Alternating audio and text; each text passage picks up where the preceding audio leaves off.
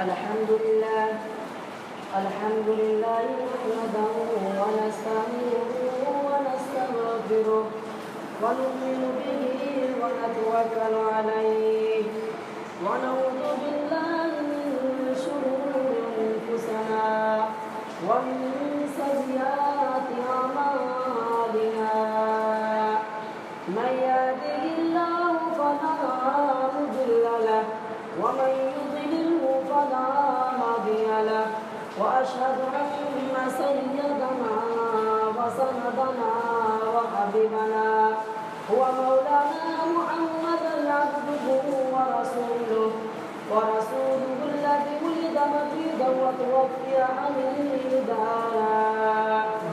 وصلى الله عليه وعلى آله وأصحابه ومن تبعه رشيدا أما بعد فيا معشر الإخوان لقد من الله على المؤمنين إذ بعث فيهم رسولا منهم يتلو عليهم آياته ويزكيكم ويعلمكم الكتاب والحكمة وقال فيه إنا أرسلناك شاهدا ومبشرا ونذيرا لتؤمنوا بالله ورسوله وتعزروه وتوقروه وتسبحوه بكرة وأصيلا فختم بها النبيون وقال عليه الصلاة والسلام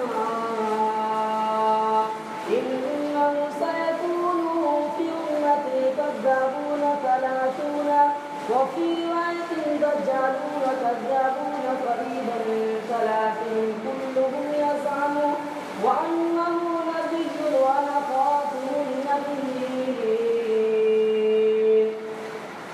وقال الله تبارك وتعالى في القرآن المجيد أعوذ بالله من الشيطان الرجيم يا أيها الناس اتقوا ربكم الذي خلقكم من نفس واحدة وخلق منها زوجها وبث منهما رجالا كثيرا ونساء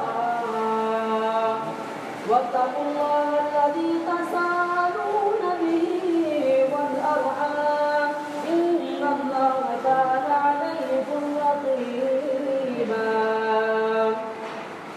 وقال الله تبارك وتعالى في القرآن المجيد أعوذ بالله من الشيطان الرجيم وللرجال نصيب مما ترك الوالدان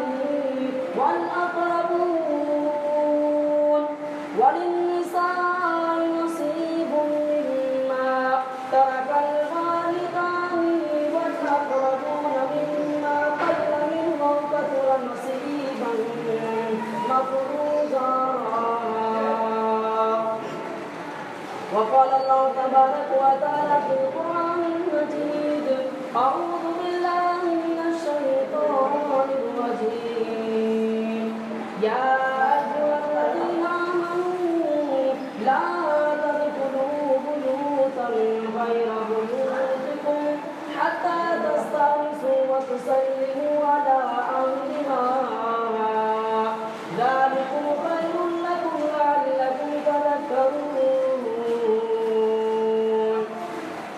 وقال النبي صلى الله عليه وسلم فإن خير الحديث كتاب الله وخير الهدي هدي محمد صلى الله عليه وسلم وشر الأمور محدثاتها وكل محدثة بدعة وكل بدعة ضلالة وكل ضلالة في النار. برادران اسلام، میری پردہ نشیماؤں اور بہنوں، سب سے پہلے اس رب کائنات کی تعریف و توصیف بیان کی جائے جس نے ہم تمام انسان کو پیدا کیا، پیدا کر کے یوں ہی بیکار بھٹکتا ہوا نہیں چھوڑ دیا، بلکہ ہمیں آپ کو رشد و ہدایت کے لیے بے شمار شمار انبیاء کرام کو اس زمین پر مبعوث ہونا. درود و سلام ہو تمام انبیاء کرام پر، خصوصاً ہمارے جناب نبی کریم صلی اللہ علیہ وسلم پر لاکھوں لاکھ درود و سلام. برادر اسلام، آج کے اس جمعہ میں میرا تقریر کا موضوع ہوگا اسلام میں عورتوں کا مقام اور پردہ. اسلام نے عورتوں کو کچھ نہیں دیا اور اسے اس کے بنیادی حقوق سے محروم کر دیا ہے، حالانکہ یہ محض ایک جھوٹ ہے جس کی کوئی حقیقت نہیں. کیونکہ عورتوں کو جو مقام اسلام نے دیا ہے، اسلام سے ملا ہے، وہ کسی دوسرے مذہب سے نہیں ملا. تو آئیے ان کی اس جھوٹے دعوے کا جائزہ لیں اور سب سے پہلے جاہلیت کی زمانے کی عورت اور خاتون اسلام کے درمیان موازنہ کر لے، اندازہ کر لے، تاکہ یہ بات اچھی طرح سے واضح ہو جائے کہ اسلام نے عورتوں کو معاشرے میں اتنا بڑا مقام عطا کیا ہے، اتنا بڑا درجہ دیا ہے.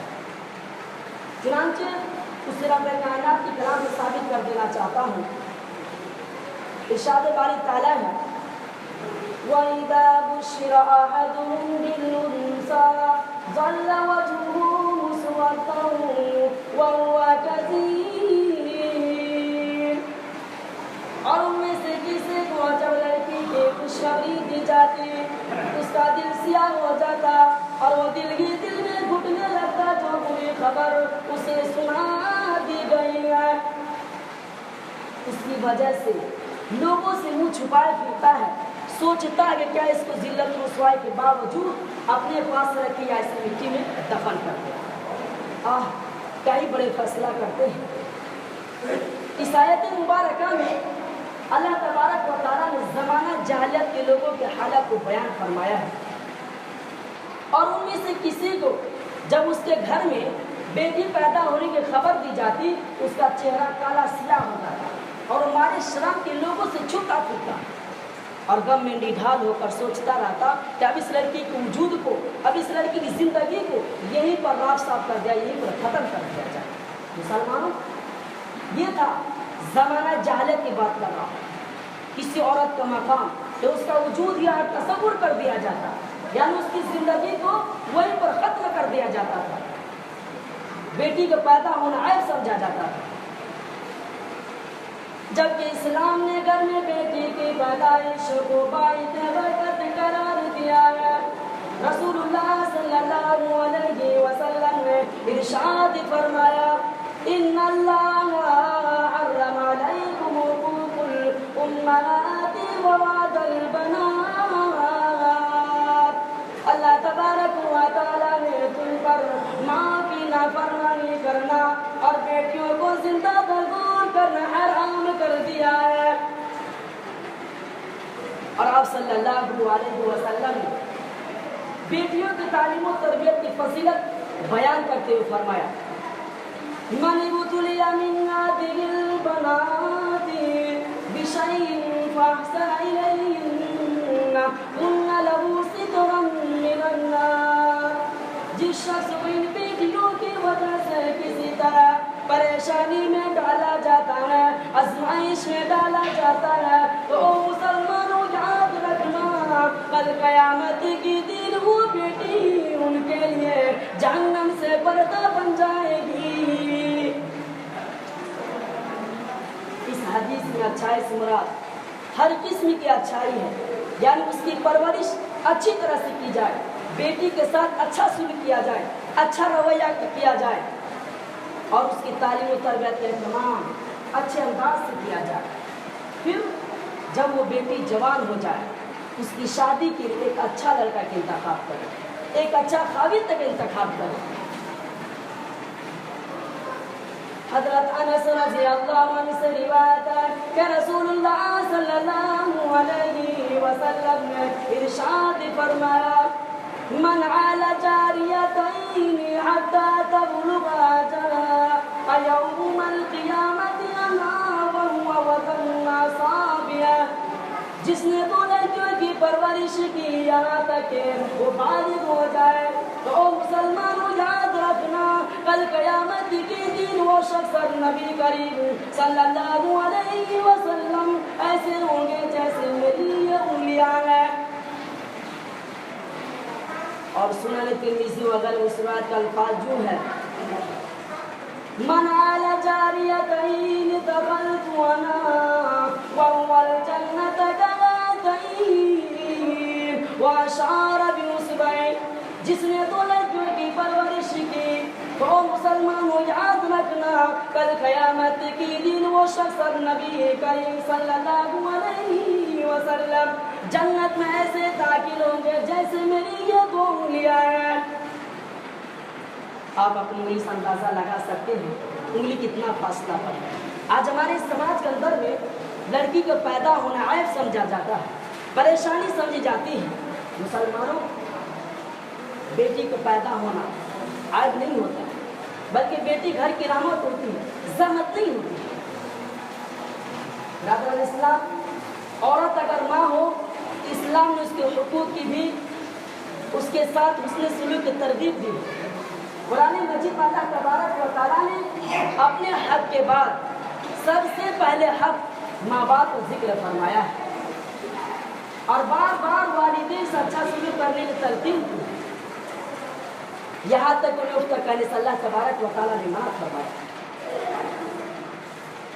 جب رسول اللہ صلی اللہ علیہ وسلم سے ایک شخص نے سوال کیا کہ لوگوں میں میرے حسن سلوک کا سب سے زیادہ مستحق کون ہے, تو آپ صلی اللہ علیہ وسلم نے فرمایا تمہاری ماں. اس میں کافر کون, تو آپ صلی اللہ علیہ وسلم نے فرمایا تمہاری ماں. اس نے کافر کون, تو آپ صلی اللہ علیہ وسلم نے فرمایا تمہاری ماں. اس نے کافر کون, تو آپ صلی اللہ علیہ وسلم نے فرمایا تمہارا باپ.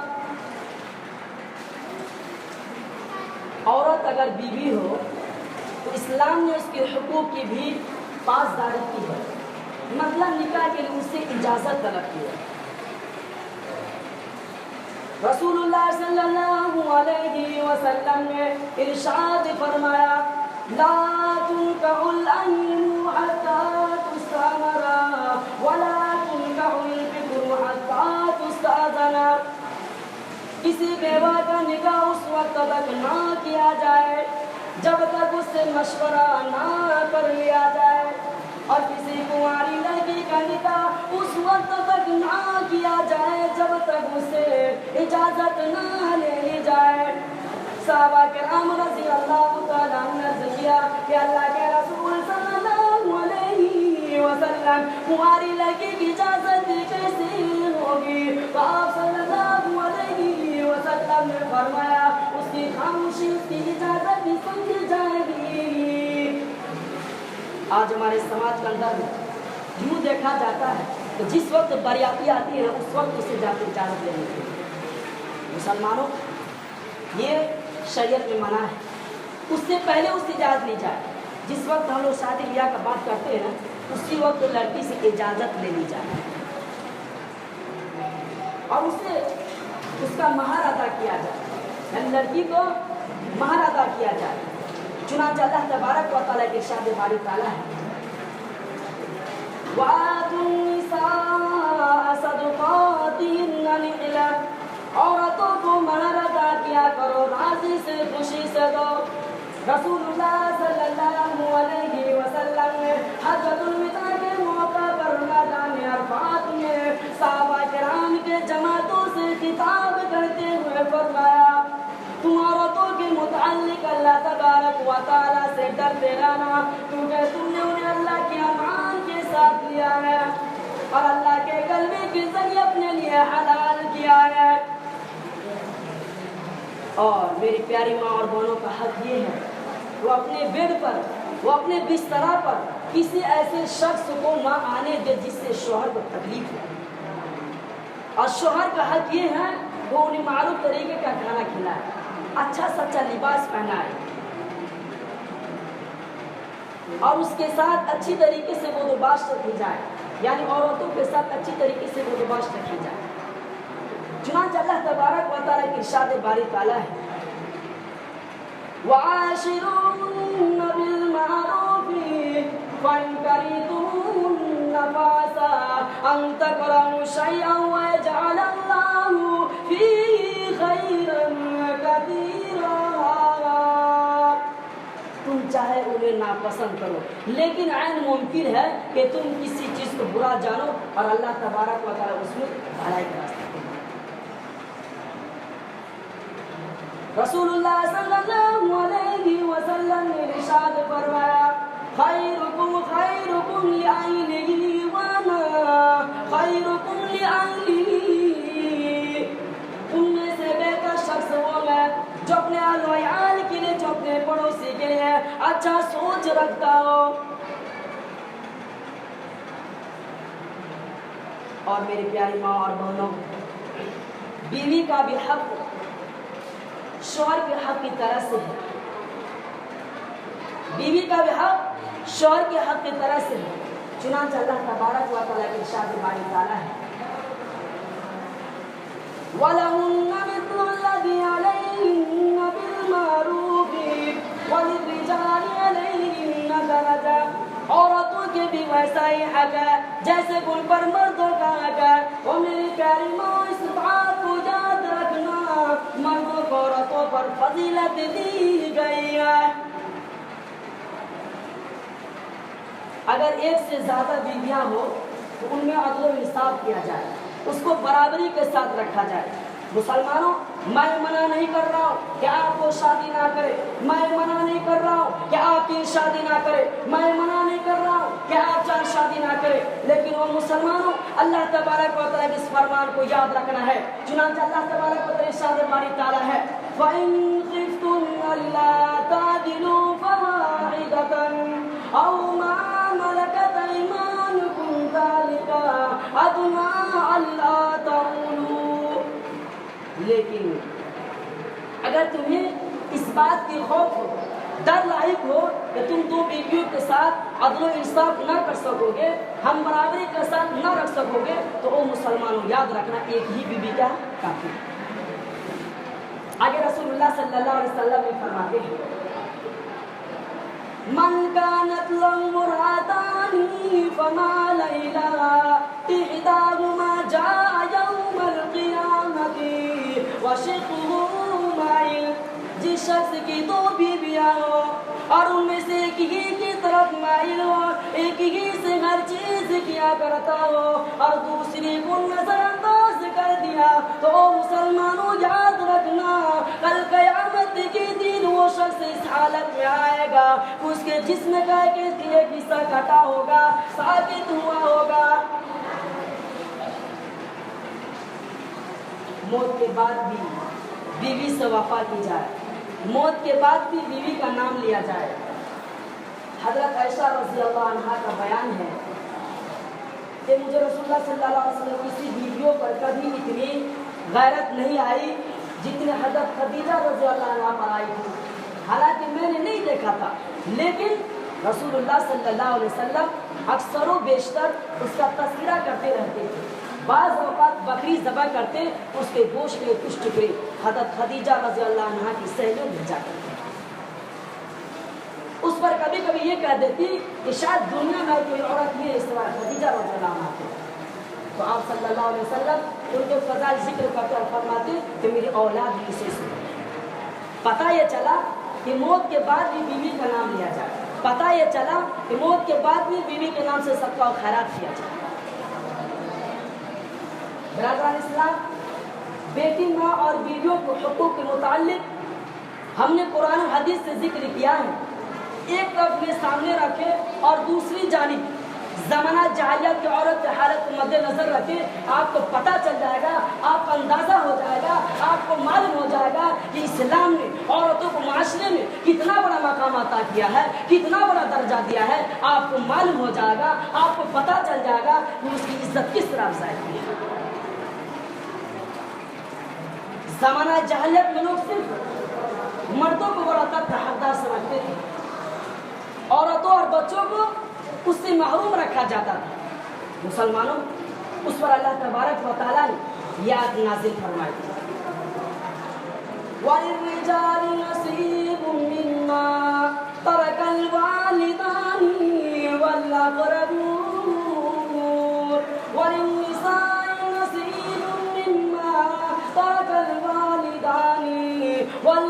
يعلمون. والدین اور قریبی رشتہ دار جو مال چھوڑے جائے، او مسلمانوں یاد رکھنا اس میں مردوں کا بھی حصہ ہوتا ہے. والدین اور قریبی رشتہ دار جو مال چھوڑے جائے اس میں عورتوں کا بھی حصہ ہوتا ہے، چاہے مال تھوڑا ہو یا زیادہ. یہ حصے اللہ تبارک و تعالیٰ کی طرف سے مقرر کر دیے گئے ہیں. اور بے پردگی حرام ہے. میری پیاری ماں اور بہنوں اس بات کو یاد رکھنا ہے کہ بے پردگی کیا حرام ہے. بناؤ سنگار کر کے سج دھج کر کے بے پردہ ہو کر گھروں سے باہر نکلنا خواتین پر حرام ہے. اللہ تبارک و تعالیٰ نے عورتوں کو اپنے گھروں میں جاری رہنے کا حکم دینے کے بعد فرمایا وَلَا تَبَرَّجْنَا تَبَرُّجَ الْجَاهِلِيَّةِ الْأُولَىٰ. قدیم زمانہ، پرانا زمانہ جاہلیت کی طرح بناؤ سنگار کر کے سج دھج کر کے نہ دکھایا کرے. او میری پیاری ماں، اگر تمہیں کسی ضرورت کے پیش نظر گھروں سے باہر نکلنا پڑے تو اس طرح مت نکلو جیسا کہ زمانہ ہے جاہلیت کی عورتیں بناؤ سنگار کر کے سج دھج کر کے میک اپ لگا کر کے نکلا کرتی تھی، خوبصورت بن کر کے نکلا کرتی تھی، پرفیوم لگا کر کے نکلا کرتی تھی. او میری پیاری ماں، بلکہ خوشبو لگائے بغیر اور مکمل با پردہ ہو کر گھروں سے جایا کرو. اس سے مراد یہ کہ عورت بے پردہ ہو کر غیر محرم مردوں کے سامنے نہ آئے اور نیموریا لباس پہنے ہوئے، پتلا لباس پہنے ہوئے اپنی زینت یا جائے. زینت میں سے بدن کا کوئی انسان کے سامنے ظاہر نہ کرے اور مٹک نہ چلے جس سے مردوں کی جنسی خواہش بڑک اٹھے. او میری پیاری ماں، وہ غیر محرم مردوں سے نرم آواز میں گفتگو نہ کرنا، پیاری آواز میں گفتگو نہ کرنا، ہلکی آواز میں گفتگو نہ کرنا جس سے ان کے دلوں میں برے خیالات پیدا ہو جائے. اسی طرح اللہ تبارک و تعالیٰ کا فرمان ہے وَالْقَوَاعِدُ مِنَ النِّسَاءِ اللَّاتِي لَا يَرْجُونَ نِكَاحًا فَلَيْسَ عَلَيْهِنَّ. وہ بوڑھی عورتیں جنہیں نکاح کی خواہش نہ رہی ہو ان کے لیے گناہ کی بات نہیں کہ وہ اپنی اوڑھنی یا برقع وغیرہ اتار لیں، بشرط کہ وہ اپنا بناؤ سنگار نہ دکھاتی پھرے. اس سے بھی پرہیز کرے تو ان کے لیے بہتر ہوگا. اس آیت مبارکہ میں اللہ تبارک و تعالیٰ عمر رسیدہ خواتین کو، عمر رسیدہ کہتے ہیں بوڑھی عورت کو، بناؤ سنگار کر کے یا بے پردہ ہو کر یا نقاب اتار کر کے غیر محرم مردوں کے سامنے اجازت دی ہے، لیکن اس شرط کے ساتھ، اس قید کے ساتھ کہ ان کا بناؤ سنگار ظاہر نہ ہوتا ہو، ان کا بناؤ سنگار نہ دکھتا ہو. لہذا جب عمر رسیدہ خواتین کو، جب بوڑھی عورت کو بناؤ سنگار کر کے ظاہر کرنے کی اجازت نہیں، دکھانے کی اجازت نہیں، تو جوان عورتوں کو کیسے ہو سکتی؟ رسول اللہ صلی اللہ علیہ وسلم نے بناؤ سنگار کر کے سر کر کے دکھانے والی خواتین کو، عورتوں کو ان الفاظ میں سخت وعیدیں سنائی ہے. دو قسم کے جہنمیوں کو میں نے نہیں دیکھا. ایک تو وہ لوگ جن کے پاس کی دور کی مانند گھوڑے ہوں گے جن سے وہ لوگوں کو آگیں گے. دوسری وہ عورتیں ہوگی جو ایسا لباس پہنے گی گویا کہ برہنہ ہوگی، یعنی وہ ننگا ہوگی، لوگوں کے دلوں کو اپنے طرف لبانے والی اور تکبر سے مٹک کر چلنے والی ہوگی. ان کے سر اونٹوں کو آنے کو مانے ایک طرف جھکے ہوئے. ایسی عورتیں جنت میں نہیں جائے گی اور نہ ہی اس کی خوشبو پائے گی، حالانکہ اس کی خوشبو دور سے محسوس کی جائے گی. اور میری پیاری ماں کہتی ہیں اللہ تبارک و تعالیٰ کی وہ آیت یاد نہیں. اللہ تبارک و تعالیٰ فرماتا ہے وَلَا يَضْرِبْنَ بِأَرْجُلِهِنَّ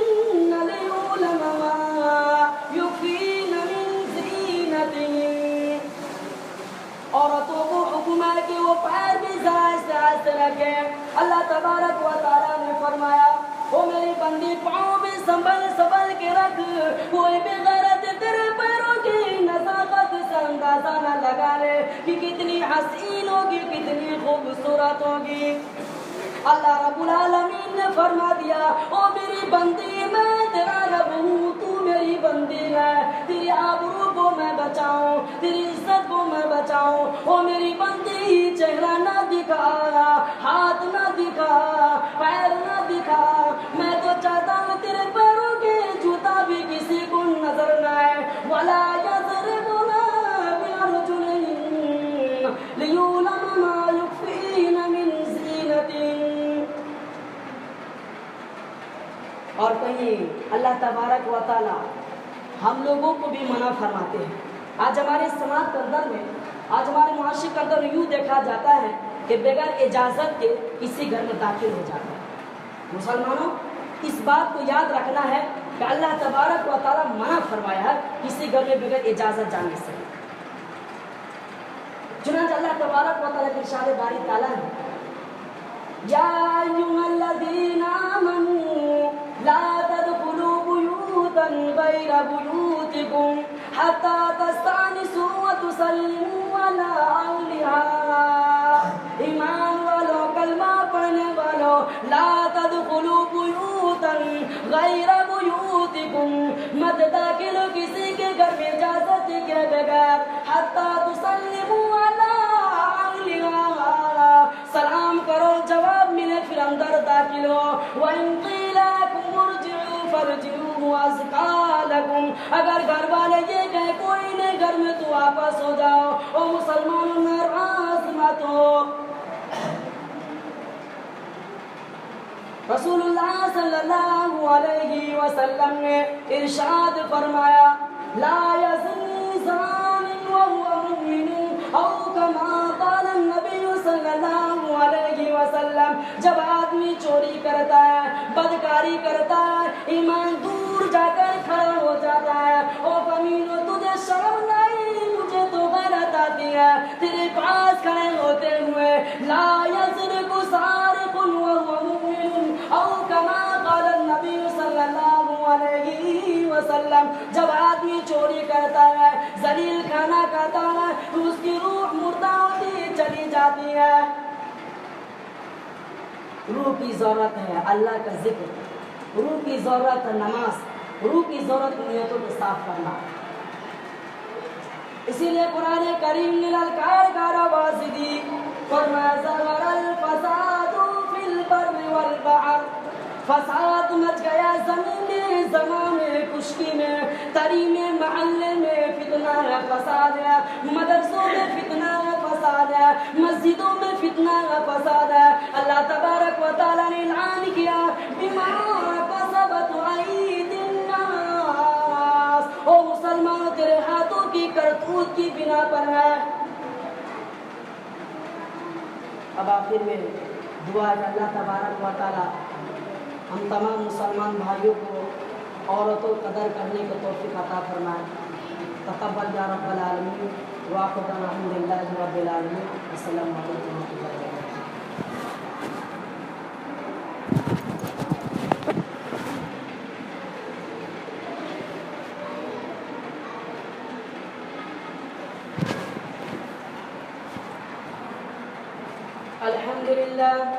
الحمد لله نحمده ونستعينه ونستغفره ونؤمن به ونتوكل عليه ونعوذ بالله من شرور أنفسنا ومن سيئات أعمالنا.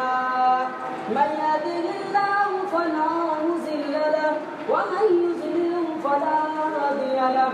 وأشهد أن لا إله إلا الله وأشهد أن محمدا عبده ورسوله الذي أرسل بالحق بشيرا ونذيرا. إن الله وملائكته يصلون على النبي يا أيها الذين آمنوا صلوا عليه وسلموا تسليما. الله في أصحابه لا تتخذوا غرضا من بعدي فمن أحبهم فبحبه أحبهم ومن أبغضهم فببغضه أبغضهم وخير القرون قرني ثم الذين يلونهم ثم الذين يلونهم. أعوذ